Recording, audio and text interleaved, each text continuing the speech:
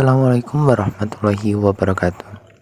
Perkenalkan, nama kula Muhammad Sofaiman Akbar, absen 18 saking kelas 11 AKL 6.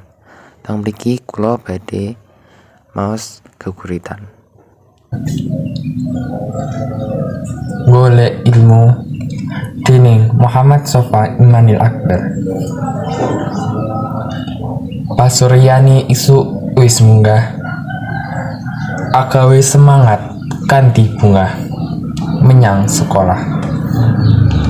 Sekolah panggonan nomor loro kang dadi saksi saben dina para siswa golek ilmu.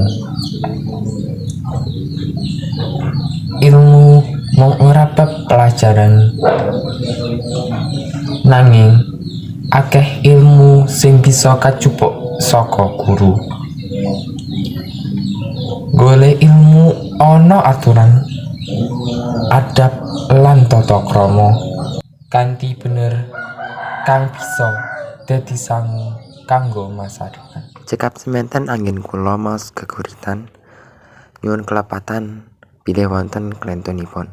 Matur suwun. Wassalamualaikum warahmatullahi wabarakatuh.